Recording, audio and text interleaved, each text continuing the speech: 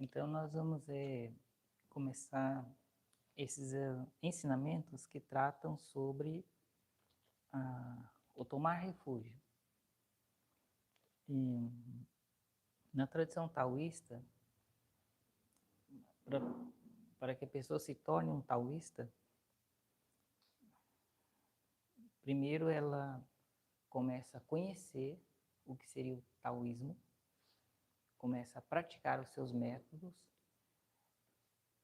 e ao longo do tempo, quando essa pessoa desenvolve um interesse em adotar as práticas taoístas, os ensinamentos diversos taoístas, como uma cultura de vida, uma maneira de viver e uma prática íntima, pessoal para alcançar felicidade, paz, realização espiritual, realização, despertar da consciência. Então essa pessoa, ela decide se tornar um cultivador do tal de uma maneira mais profunda. E para isso ela precisa então passar pela cerimônia de tomar refúgio. Ela precisa tomar refúgio nos três tesouros do taoísta. A partir desse momento que ela toma esse refúgio, ela está realizando um compromisso de cultivo, de prática, de preceitos e diretrizes e ensinamentos que o taoísmo propõe e transmite. Então, isso não seria uma iniciação no sentido que ela é sem critério. Então, o critério é a pessoa saber do que se trata. Então, o que é o taoísmo? Do que se trata isso? Então, quando a pessoa começa a estudar, a praticar, ela passa a ter ideia do que é. Ela passa a ter experiências da tradição taoísta. E baseado nessas experiências é que ela desenvolve uma vontade maior de procurar um avanço nos conhecimentos do taoísmo. Então, essa vontade legítima é que dá à pessoa a condição de receber o refúgio.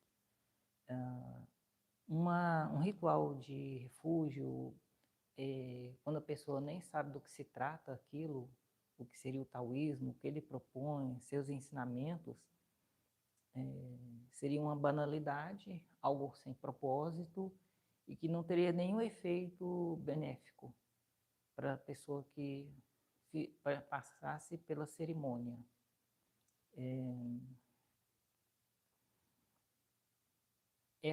O taoísmo, ele tradicional, ele tem cerimônias de 4 outorgas, né? A primeira outorga é a primeira tomada de refúgio, a pessoa se torna um taoísta, ela pertence àquela escola, ela é integrada naquela escola.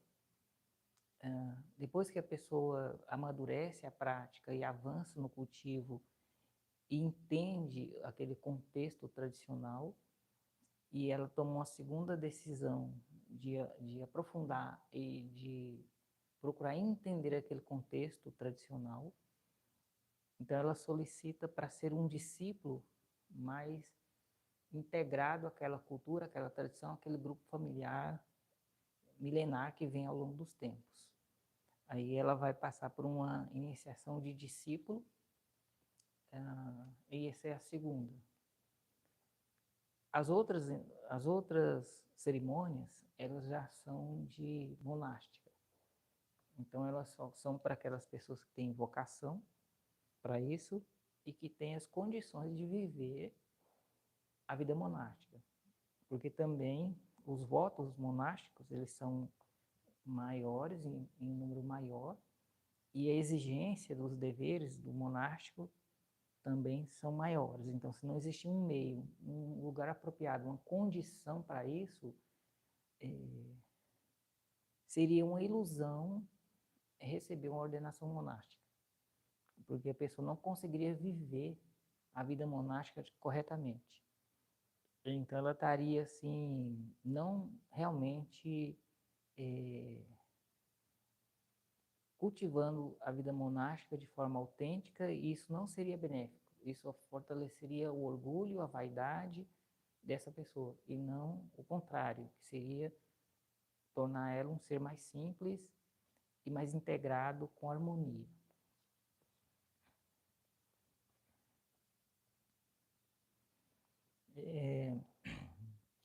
A nossa tradição, ela tem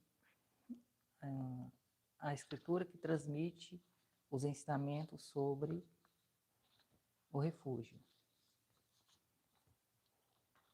Aqui eu traduzi parte desse texto, está para os monásticos, que não vai ser lido aqui, e parte é para os laicos. Então, a parte para os laicos é que vai ser lida. Eu não vou explicar detalhadamente cada trecho dele, mas existem informações que elas precisam ser explicadas devido a que elas precisam ser entendidas, devido ao simbolismo que elas carregam. Então, eu vou fazer a transmissão do texto. Esse texto é de Guang Yangzi, Wang Zhengyue, então um mestre que redigiu os preceitos da tradição. Os 3 altares dos grandes preceitos, preceitos da iniciação verdadeira. Esse é o nome dos preceitos que as pessoas tomam ao realizar a cerimônia de refúgio. Kung Yangzi, Wang Zhengyue, que é o autor, no ano Pingshan, 13º ano do reinado de Shu Ji, em 1656. Foi nesse período que ele redigiu o texto. E também vários preceitos. Aqui, prefácio, os preceitos da iniciação verdadeira. Eu vou ler só em português, porque se fosse ler a parte chinesa ficaria muito longo. Ora, o grande caminho do soberano do vazio, os escritos espirituais secretos, os altíssimos sábios e os verdadeiros supremos, as leis de Jade do palácio puro. Então, nós estamos na parte do prefácio dos preceitos da iniciação verdadeira. São vários tópicos. São reverenciados pelos 10.000 santos e respeitados pelas milhares de almas espirituais. Aqueles que não têm ossos de ouro e nome de Jade, isto é, natureza e virtude pura, não devem encontrá-los levianamente, nem receber tais preceitos de forma descuidada. O termo jie significa proibição, contenção. É o que aumenta o bem, cessa o mal. Retorna ao verdadeiro e abandona o ilusório.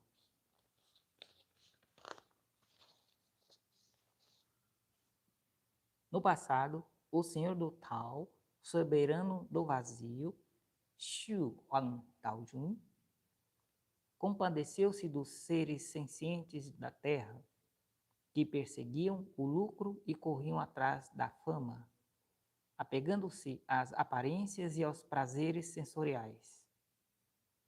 Eles não compreendiam as causas e condições do infortúnio e da benção, e acabavam, por si mesmos, acumulando culpas por muitas vidas.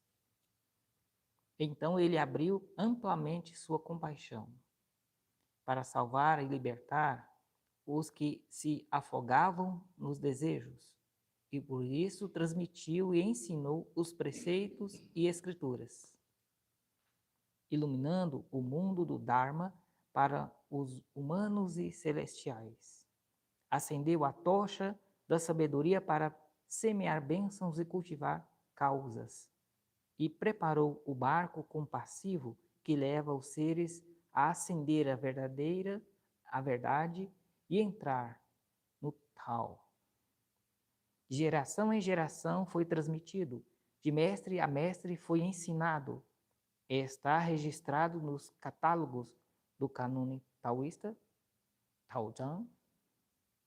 Mais tarde, por causa do grande desastre do fogo na era Qin, as escrituras e preceitos taoístas foram destruídos em quase toda sua totalidade.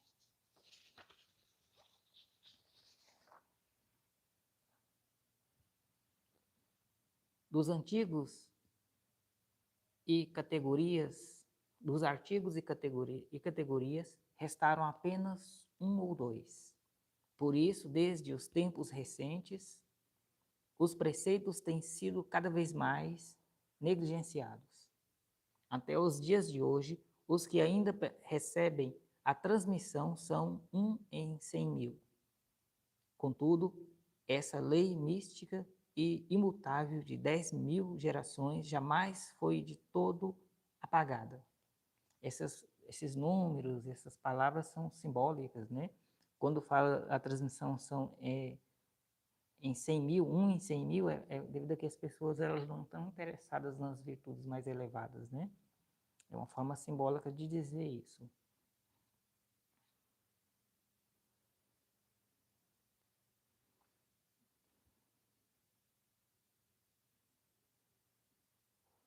Parte 2 do prefácio da iniciação verdadeira. Ora, de onde surgiu o nome preceito? Na alta antiguidade, os soberanos governavam pelo não agir. E governavam atando cordas, simples e naturais. Mas, com o passar das eras, o coração humano se degradou. E traições e enganos brotaram em abundância. Assim, os sábios estabeleceram os preceitos para impedir tais desvios. Preceitos significa retidão, serve para corrigir o que não é reto.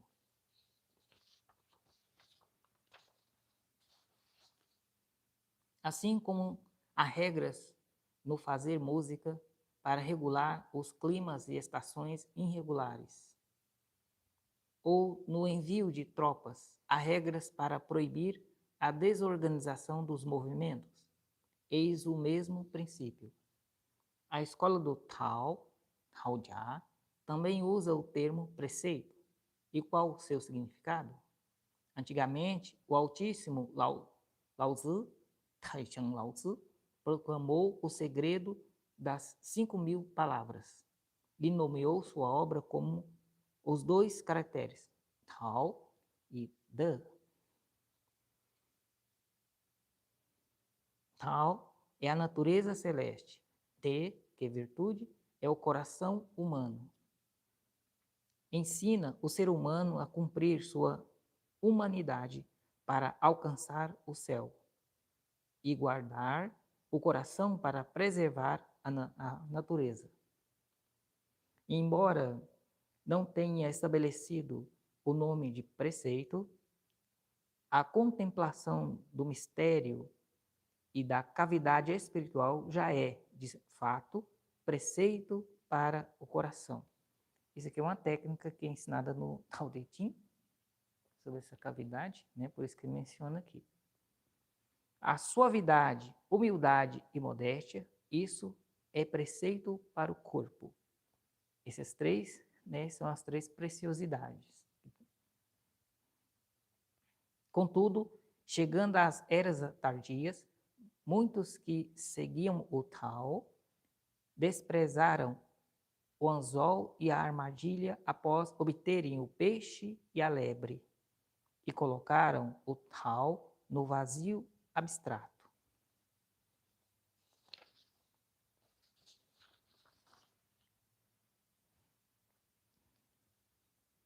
Aos que furtaram os trajes de Youmen, um ator clássico, né? mas perderam a semelhança verdadeira do Tao. Deixaram-se a libertinagem, desprezando o rito e a justiça, e viam os grilhões da moral como obstáculos.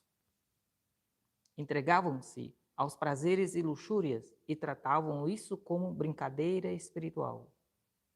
Foram então desprezados pelo mundo como hereges e amaldiçoados como criminosos. Como poderiam os imortais verdadeiros no céu, nos novos céus, não os desprezar e censurar? Quem os elevaria em seu lugar? Existem escritos que eles são tradicionais e culturais, eu não vou explicar eles agora, né? Esse aqui é um, por exemplo, né? Essa parte do prefácio terminou. Discurso sobre os preceitos da iniciação verdadeira. Esse aqui é outro tópico.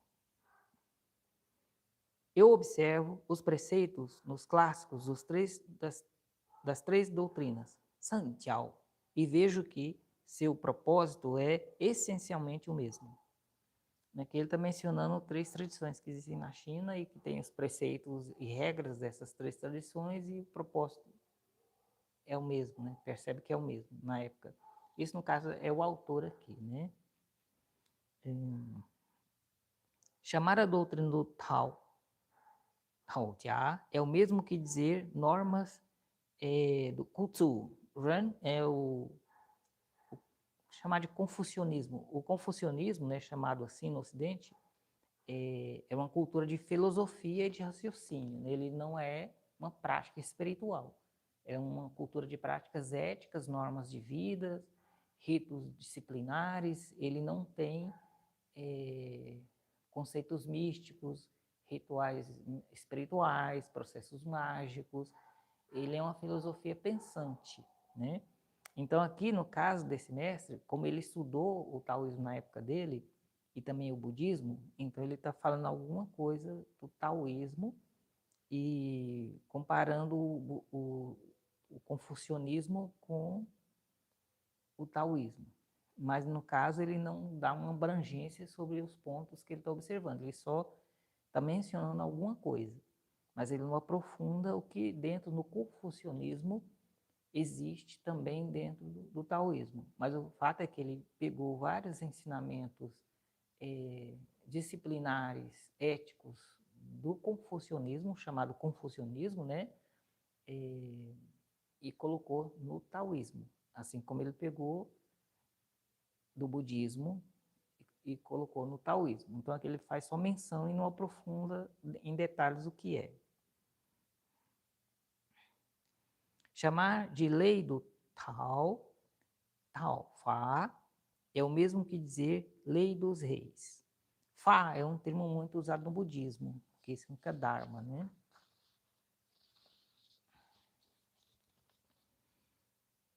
Aqueles que aceitam e praticam os preceitos não devem apenas esgotar o coração e natureza, mas também conhecer o destino do céu. Devem transcender o mundo dentro do próprio mundo e compreender o corpo por meio da introspecção.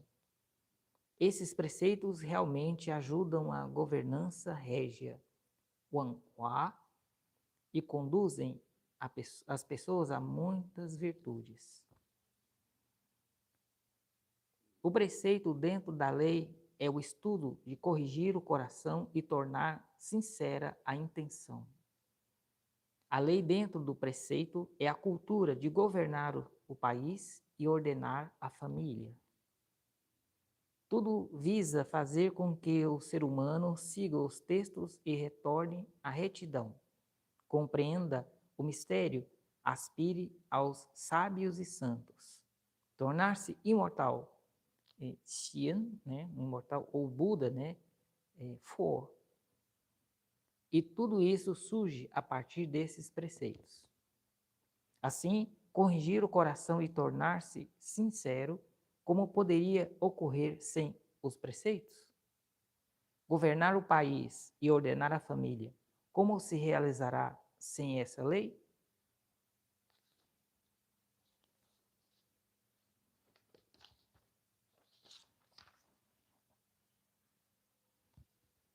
De fato, os preceitos são a ponte e escada das três doutrinas e jamais devem ser omitidos. Preceitos da iniciação verdadeira, instruções para o ingresso no caminho. Esse é outro tópico. Instruções para o ingresso no tal, no caminho.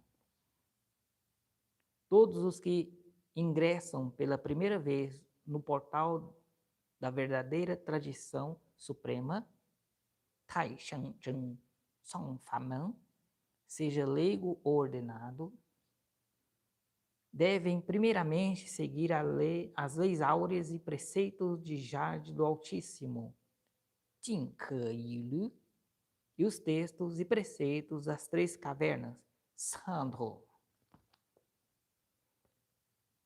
Devem prestar oferendas à imagem venerável do grande Tao e apresentar o pedido aos céus, comunicando-se ao Rei Celestial Imperador do Tianjiu Changwang Tianjun. Solicitam, então, o juramento sagrado e o testemunho celestial para receber os três preceitos de refúgio, Sangu Yijie, que é em chinês, né? Então, aqui fala da petição. Então, existe uma petição, que é um texto escrito, que é feito, né? E esse texto depois ele é queimado, né? Fazendo essa solicitação. Né? Os três preceitos de refúgio. Aqui é o outro tópico. Os três preceitos de refúgio. Primeiro refúgio. Então, aqui está falando sobre três refúgios. Primeiro refúgio, no corpo, no grande caminho supremo e infinito.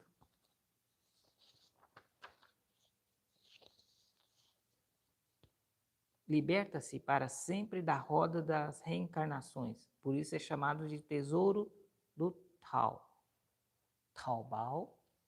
Tao é tesouro, né? Segundo refúgio, no espírito. Nas 36 escrituras veneráveis, obtém-se o ensinamento correto. Por isso é chamado de tesouro das escrituras. Tin Pao.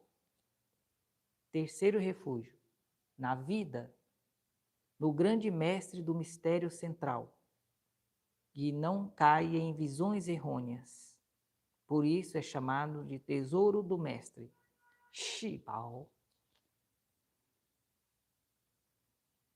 Então, esses três refúgios é o Tao, o Tin, que são as escrituras, e o Shi, que é o mestre, que ensina.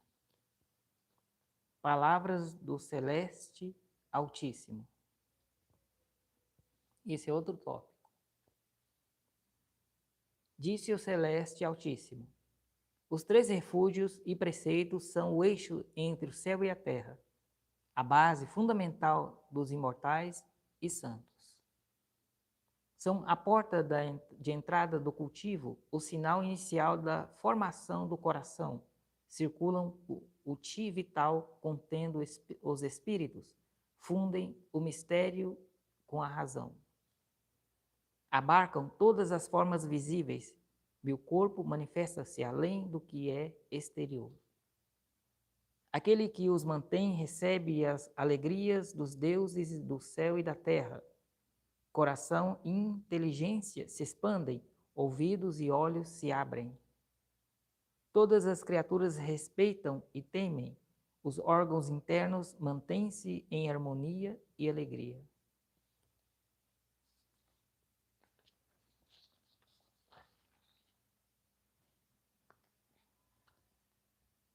Os verdadeiros guardam e protegem. Os pais e seres sencientes permanecem por muito tempo sem serem deixados para trás. Corpo e destino do praticante tornam-se um com a harmonia celeste. Os 5 preceitos fundamentais.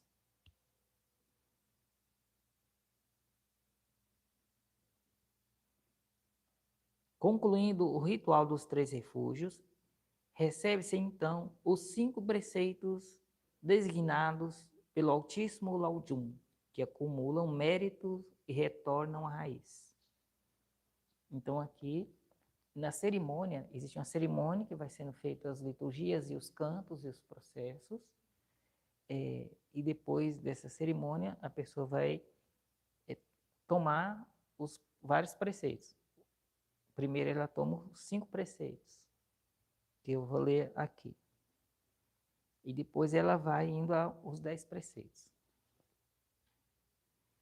Irjebu de Shanshan, não matar seres vivos. 1, né? 2, 这不对 ou 2, o 2, não consumir carne nem bebidas alcoólicas. Esse preceito ele é muito praticado naquela época na tradição Chunchen, e ela é até hoje um preceito dos Chunchen. Aí o que acontece? A nossa tradição ela tem os ensinamentos do Chunchen, ela é a Longmen. Aí existem flexibilidade. Se a pessoa, por exemplo, ou tem necessidade ou não consegue deixar de comer carne, ele pode seguir um caminho de moderação no consumo da carne, por exemplo, né? Ou ele pode não tomar o preceito. Bebidas alcoólicas, né? Drogas em geral, né? Aqui menciona a bebida alcoólica, que é uma droga mais conhecida. 三这不得口是心非. O terceiro, não dizer uma coisa e pensar outra, não ser hipócrita, né? 信这不得偷盗, não roubar, não tomar aquilo que não é dado. 不这不得邪淫, não cometer luxúria ou má conduta sexual. Esses são 5. Agora, 注真世界, os 10 preceitos da iniciação verdadeira. Os 10. Eles são frases mais longas. Não ser desleal, impiedoso, desrespeitoso ou infiel. Deve ser totalmente devotado ao soberano e ao país. É respeitar o país, respeitar as leis, o governante, né? E estender a sinceridade a todos os seres. Esse é o número 1.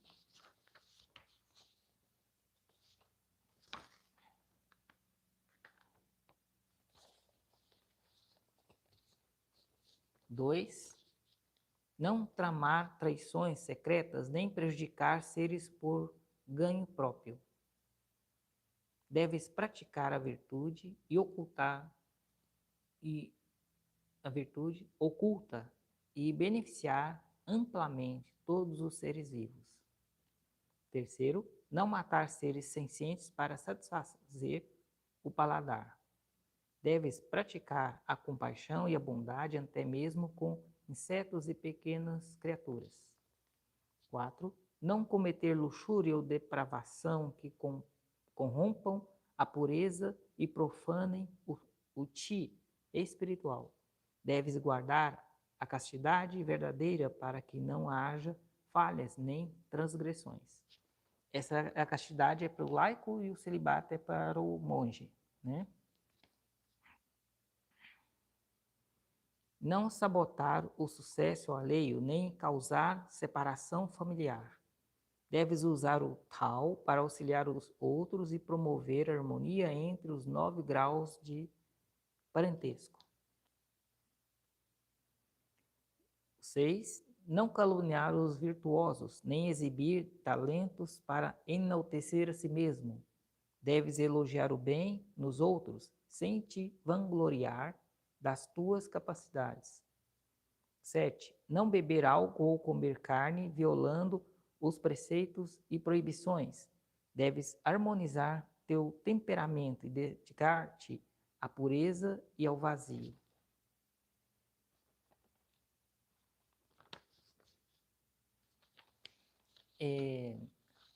A tradição taoísta ela passou por várias reformas ao longo dos tempos. e teve vários tipos de preceitos que eles foram retirados. E outros preceitos foram moderados, uma moderação, né? De como a pessoa adota ele. Nós estamos dando a conhecer os preceitos e as diretrizes. E aí, algumas diretrizes dessas você adapta a você, outras você precisa cumpri-las. Não buscar riquezas com avidez, nem acumular bens sem repartir.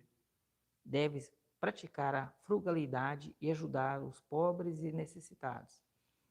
Esse bem sem repartir é ser generoso, é prática generosa. A frugalidade é uma vida mais simples. É ajudar os pobres e necessitados. 9. Não manter amizade com os não virtuosos, nem viver em locais impuros. Deves aspirar aos superiores, a ti, e habitar em lugares puros e serenos. 10. Não ser leviano nas palavras, risos ou atitudes falsas. Deves manter compostura, falar pouco e tomar a virtude como dever.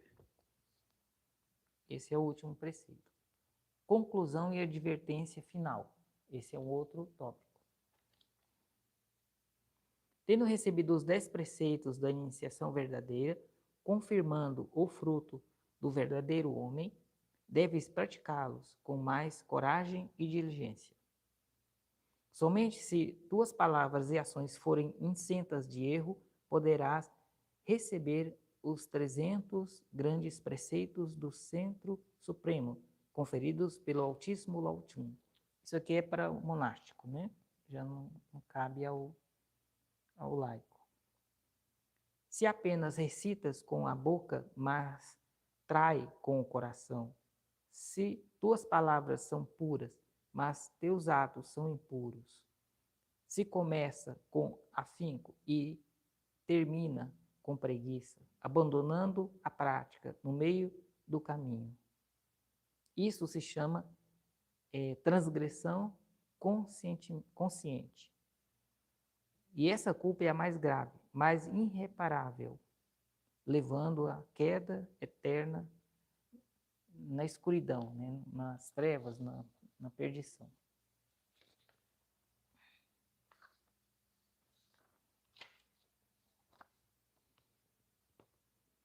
A lei celeste da Senhora Azul não tem compaixão.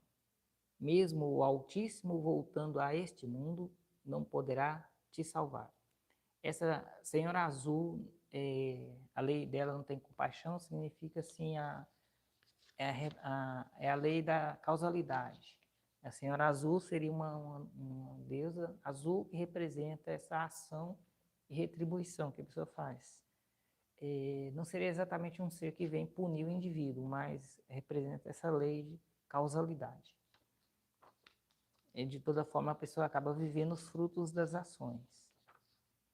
Tu que estudas o tal e aspiras ao caminho dos imortais, pensa profundamente nisso e sê cauteloso. Essa parte acabou.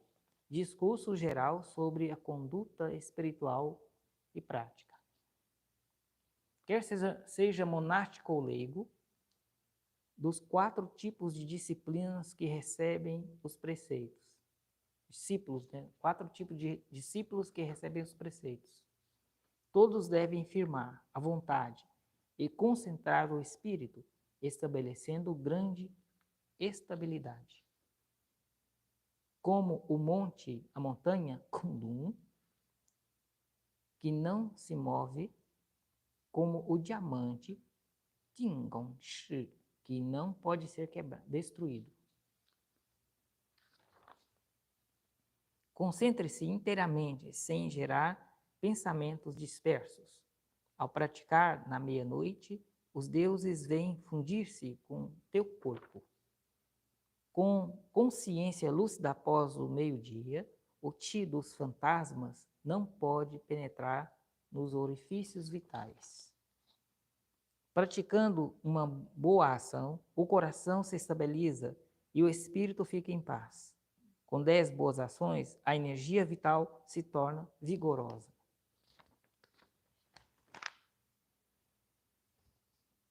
Com 20 boas ações, não surgem doenças. Com 30, o que se deseja se realiza. Com 40, a família prospera. Com 50, filhos e netos florescem. 60, boas ações transformam infortúnios em bênçãos. 70, trazem proteção dos deuses. 80, trazem harmonia entre homem e natureza. 90, elevam a pessoa entre os milhares dos homens. 100 boas ações unem os 3 Ti do corpo. 200 espalham a virtude por todo o mundo. Com 300, renasce-se como alguém muito rico. Com 400, como alguém muito nobre.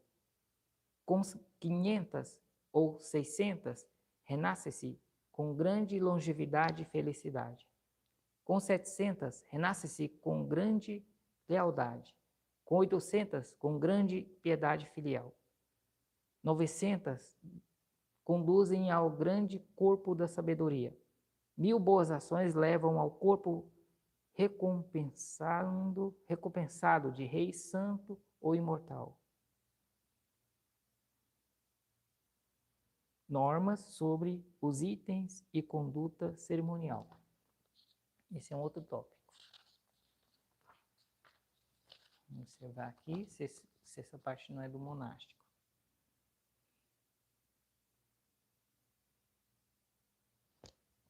Essa parte aqui, I Cheng Shun, é do monástico.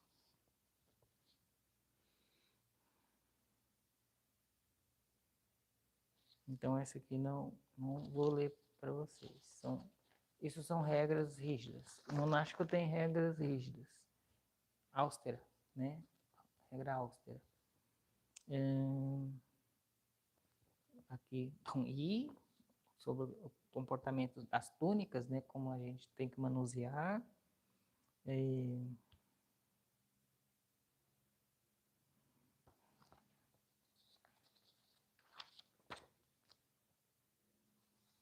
A regra das 3 vestes também é dos monásticos.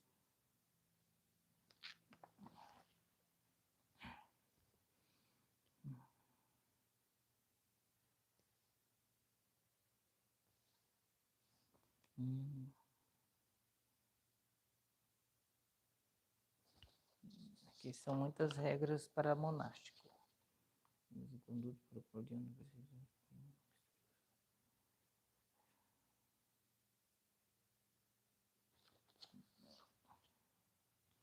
Por curiosidade, depois a gente pode passar isso, mas por curiosidade. Não tem como você não executar, né? Agora, essa parte aqui, a etiqueta, né? Ao ouvir os ensinamentos, eu posso ler. Tendo ouvido o ensinamento, deve-se refletir cuidadosamente sobre o sentido e a razão, praticando com o corpo e a mente. Não se deve depender apenas da boca e dos ouvidos. Quando jovem e recém-iniciado nos preceitos da iniciação verdadeira, ainda sem firmeza na conduta e com o coração no tal ainda fraco, é apropriado manter-se exclusivamente nos preceitos básicos. Não é permitido receber prematuramente os preceitos da perfeição central. Então, esse é um outro nível de preceitos. Não é permitido fazer amizade com jovens Taoshi, de sobrenome secular. Isso aqui já é monástico. Um monge, né? Tem nome secular, é aquela pessoa que não adotou votos monásticos e não tem uma ordenação, então ele tem um nome que a família deu para ele, esse é um nome secular, né? O monge, ele abstém do nome que foi dado para ele, da familiar, e adota o nome que o mestre que ordena ele dá a ele. Então, esse é um nome solene, né? Então, nesse trecho está referindo ao monástico. Então, os monges têm que evitar círculos de amizade com pessoas não monásticas. Porque, no caso, o que acontece é, se eles começam a circular no meio das pessoas não monásticas, eles começam a ter hábitos e práticas naturais para o que o laico tem. Então, isso vai contra o que ele decidiu viver. Então, isso vale só para os monges, né? Não é permitido jurar fraternidade com sacerdotisas taoístas, né? Nunguan, nem manter comunicação escrita como se fossem irmãs. Então, assim, as monjas, as sacerdotisas, também não podem criar um grande círculo de amizade com homens ou mulheres que não sejam monásticos. Porque a cultura da vida da pessoa, a sacerdotisa está vivendo uma cultura específica de preceitos e ela pode sair desses preceitos. Então, no caso, isso aqui vale para o monástico, não para o laico, né?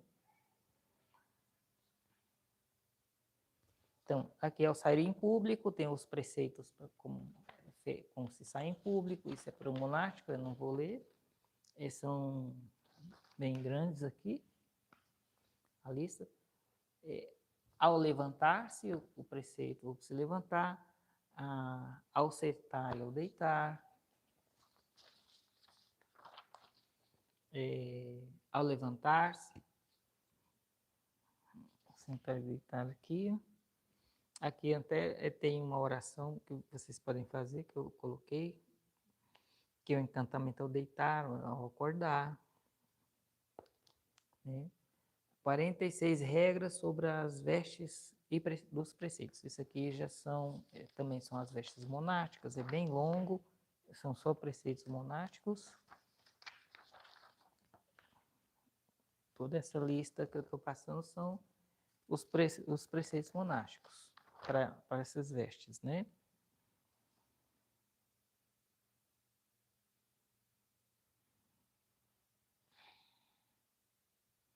Aqui tem um preceito que é bem curioso. O 44. Não se deve usar as vestes dos preceitos para passear. O que acontece, né? Os monges, sacerdotes, eles não podem usar roupas laicas, né? Roupas que as pessoas normalmente usam no cotidiano. Da tradição Chanchen. Eles só podem vestir esses hábitos aqui. Já os mestres do Longmen, eles removeram muitos tipos de preceitos para viver uma vida mais natural, mais parecida com o taoísmo no seu começo, quando vários tipos de regras foram trazidas do budismo para o taoísmo. Então, os Longmen, quando eles iam fazer recreações, andar em lugares que eles vão se divertir, eles não deveriam estar com suas vestes monásticas. Então, eles tiravam e vestiam roupas laicas. Então, hoje, os Longmen, eles podem vestir roupas laicas para fazer coisas que é necessário que ele esteja não com hábito. Mas os Chanchen não podem fazer isso. Eles não podem retirar suas vestes e, por isso mesmo, eles não podem fazer recreações, então. Né? Então, essa parte aqui do 44 é mais para os Longmen que podem realmente participar de alguns eventos que sejam saudáveis, né? Mas tem as vestes monásticas deles. Essa é uma curiosidade, né? Aqui ainda são os 46, né? Tem os 9 preceitos para as mulheres verdadeiras, que são aqui para as monjas e sacerdotisas. Então, eu não vou ler esse. Aqui os versos, né, do mestre Kuyan. Então, aqui menciona itens, peças que o monástico tem, explicando sobre a disciplina de cuidar disso, de como usar o zelo para isso, né? Aqui fala sobre a tingela, porque antigamente os monges taoístas andavam com tingelas, né? Então tem os preceitos morais sobre isso. tem os calçados, as disciplinas, como a gente lida com o calçado, né? Então, são diretrizes monásticas. Como você guarda os documentos rituais, né? As escrituras, de que maneira você cuida delas, né? Visitas e encontros, né? Então, como que o monge, sacerdotes, quando eles vão visitar pessoas, né? Como eles devem proceder.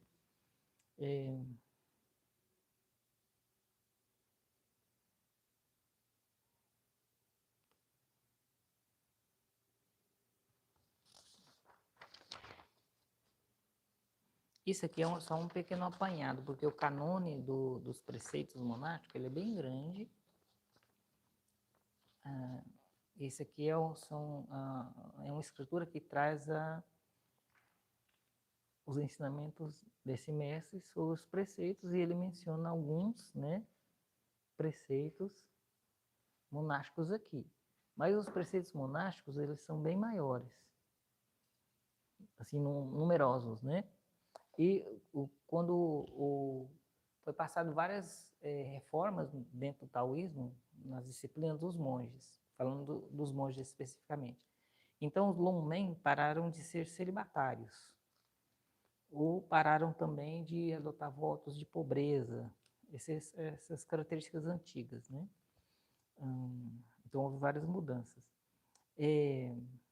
A cerimônia, como que se dá a cerimônia? Cada tradição pode ter uma liturgia própria dela e procedimentos específicos, porque não tem um padrão exatamente para todos, mas existe muita coisa que é semelhante e itens que todas elas contêm, para que seja legítimo o processo de tomar o refúgio.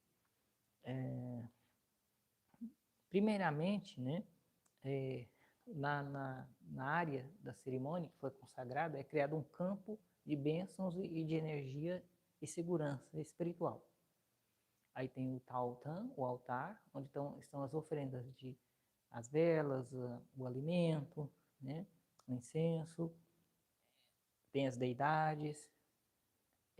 Existe uma área ali onde as pessoas que vão receber o refúgio, vão tomar o refúgio, permanecem.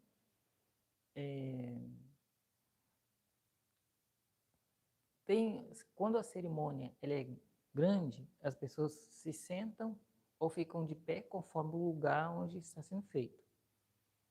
Em um dado momento em que as pessoas vão recitar preceitos, ou que elas vão queimar as petições, elas precisam se ajoelhar em um lugar específico que é feito para elas se ajoelharem.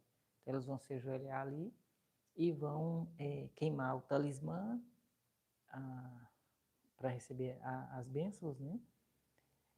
Depois, no decorrer da cerimônia, as pessoas estão recebendo a transmissão e estão paradas no seu lugar.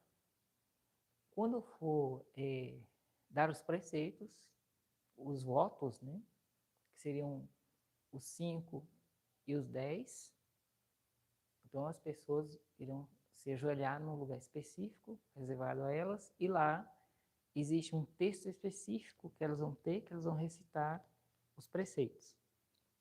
Aí depois elas colocam esse preceito de lado, e aí elas vão segurar os talismãs que são destinados a elas, e vai haver a queima desse talismã. A petição que representa todos vai ser queimada aqui à frente. É como se fosse o pedido que sobe aos céus. Depois dessa parte onde as pessoas queimam, recitam os preceitos, elas precisarão vir à frente para prestar sua reverência e suas oferendas. Então, elas vêm uma por uma à frente, elas vão fazer 3 reverências completas para o Taotan, que é na direção dos deuses, dos três puros, dos mestres ancestrais. Elas fazem 6 reverências. Depois de 6 reverências, elas se voltam para o mestre iniciador, o mestre da cerimônia, e realizam 3 reverências somente. Aí elas precisam dedicar uma oferenda. Tem o chá, elas dedicam aqui 2 tigelas de chá no Taotan, e para os monges, o monge iniciador, uma tigela de chá. E aí ela também entrega, dedica um envelope vermelho contendo algum tipo de valor em dinheiro, qualquer valor em dinheiro. E depois que ela realiza isso, essas ofrendas, aí ela vai receber um documento de refúgio. Desse documento de refúgio tem as descrições certinhas e o registro dela. Aí os outros vão vindo, repetindo esse processo. 6 reverências na direção do Taotan, fazer oferenda de 2 tigelas de chá e mais uma tigela de chá depois para o monge iniciador. Então a cerimônia é feita dessa forma. A cerimônia é longa por causa que no início há vários cânticos até chegar no final, que é quando as pessoas vão realizar os preceitos. Então, basicamente, isso é o que tem para falar inicialmente sobre iniciação, né, sobre a tomada de refúgio. Aqui depois as pessoas recitam a confissão de Chiu-Chu-Ji, ou Chang-Chun, que foi o fundador da tradição Longmen. Então, essa escritura aqui, ela é bem longa para recitar em chinês, né? E tem a parte em português, é o clássico do arrependimento do patriarca Chiu-Chu-Ji. Então, o clássico do arrependimento. É um canto e oração de arrependimento, que visa purificação. Então, as pessoas vão recitar em português, no caso, que é mais fácil, esse clássico aqui. Essa é a parte que vai finalizando o cultivo.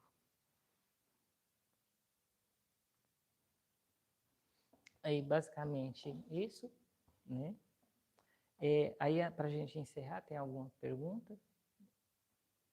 Se a gente observar, na vida prática, pode ser que os discípulos não consigam sustentar muitos desses preceitos.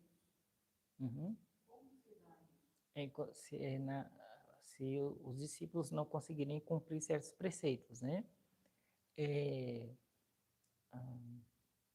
importante que o ser humano não exija dele perfeição.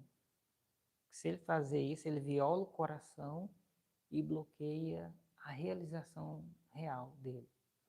Então, o que acontece? Quando uma pessoa ela tem uma diretriz de vida, que é para organizar a vida, para que ela não fique tumultuada, que é para gerar energia elevada e essa pessoa desfrutar de mais conforto e mais tranquilidade. Então, o preceito é um caminho onde a pessoa gera mais energia altiva, né? E essa energia o nutre, ele não gera confusão que o desgasta. Então, as diretrizes de preceito seria para isso.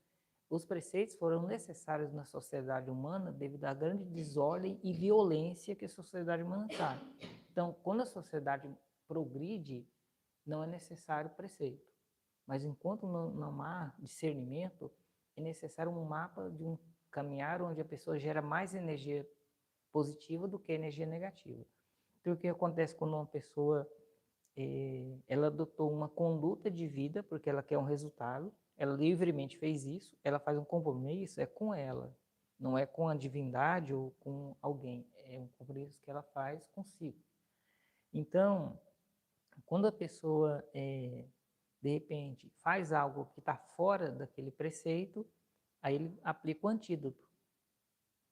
Ele reconhece aquilo, é o primeiro passo, depois ele pode realizar um canto que chama canto de arrependimento, que é uma forma de purificar a emoção ou a ilusão que levou a pessoa a fazer isso.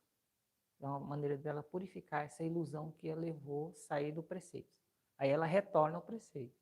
Então, cada vez que a pessoa sair do preceito, ela realiza essa prática de arrependimento e purificação. Porque o objetivo da pessoa é não gerar algo que é contrário ao benefício que o preceito traz. Esse é o objetivo que ela tem.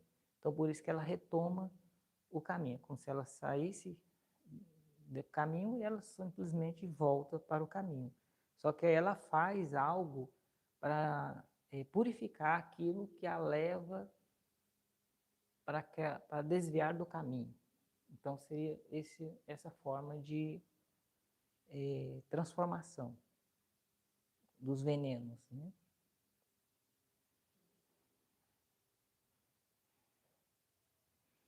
Os preceitos, assim, para a vida natural, que não seja monástica, eles são mais simples e mais fáceis de cultivar. Eles são disciplinas para uma vida organizada e bem ordenada. Então, eles são muito positivos para criar uma ordem na vida, de forma que a pessoa não fique cheia de congestionamentos negativos e acabe gerando sofrimento. Se você examinar esses preceitos de forma mais detalhada, você vai observar que eles geram muita paz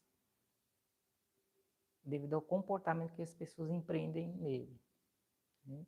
Ali tem alguns que vêm naturalmente do budismo, então eles vêm da Índia, né? Então eles estão muito relacionados, às vezes, a algo moral, mas eles estão, assim, relacionados também a atitudes muito elevadas que o ser humano um dia vai conseguir alcançar. Então, quanto mais a pessoa conseguir praticar ele, mais ela transforma aquilo que impede que ela consiga chegar àquele nível mais elevado e permanecer estável naquele preceito.